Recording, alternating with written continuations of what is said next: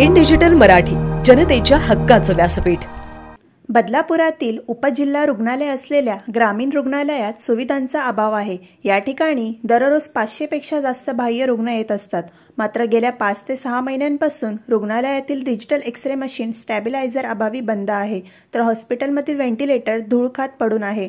राष्ट्रवादी काँग्रेस शरद पवार गटाचे सरचिटणीस अविनाश देशमुख यांनी आज रुग्णालयात जाऊन रुग्णालयाची खरी परिस्थिती माध्यमांसमोर आणली।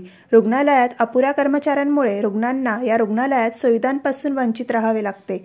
रुग्णालयातील अधीक्षकांना याबाबत विचारलं असता शासनाकडे पत्रव्यवहार करून या सगळ्या वस्तूंची मागणी केल्याचे त्यांनी सांगितले।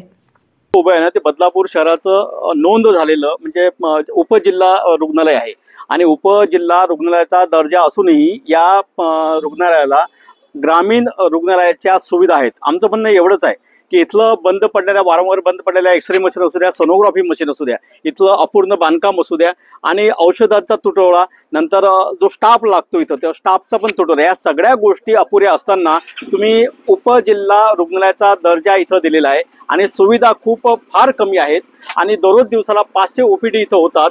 इथं PWच्या माध्यमातून जे बांधकाम झालेलं आहे ते अपूर्ण बांधकाम झालेलं आहे।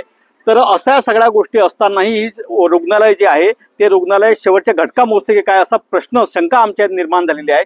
या गोष्टीवरती प्रशासनाने आरोग्य विभागाने लवकरात लवकर लक्ष देऊन उपजिल्हा रुग्णालयात ज्या प्रकारच्या दर्जाच्या चांगल्या सेवा सुविधा मिळतात तशा सुविधा बदलापूरच्या सध्या ज्या नोंद झालेल्या उपजिल्हा रुग्णालयाला मिळाव्यात ही आमची मागणी आहे। लॅब टेक्निशियनचं पद आपल्याकडे रिक्त आहे, परंतु आपल्याकडे डेप्युटेशनवरती लॅब टेक्निशियन येतात, तर ते आपलं काम थांबलेलं नाही, काम चालू आहे फक्त ते आणि सफाई कामगारांचं पण पद रिक्त आहे।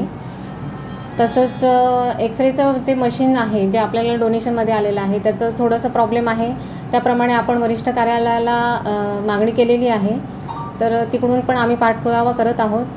तर आणि वरचं जे आहे उपजिल्हा रुग्णालयाप्रमाणे जे बांधकाम झालेलं आहे तर ते ताब्यात घेण्यासाठी सुद्धा आम्ही PWDला पत्रव्यवहार केलेला आहे, तिकडून पण आम्ही पाठपुरावा करतो आहोत। ते सुद्धा मुख्याधिकारी वगैरे यांना त्यांनी भेट दिलेली आहे, पण लिफ्टची इथे सुविधा नाही आहे अजूनसुद्धा। तर लिफ्टसाठी तसंच रॅम्पसाठी म्हणजे जे वृद्ध व्यक्ती आहेत किंवा गरोदर स्त्री आहेत त्यांना सोयीसाठी व्हावं त्याच्यासाठी आम्ही लिफ्टची मागणी केली होती, तर त्यासाठी सुद्धा आम्ही वरिष्ठ कार्यालयाला आणि PWDला संबंधित यांना पत्र दिलेलं आहे। मॅडम एक्सरे मशीन बद्दल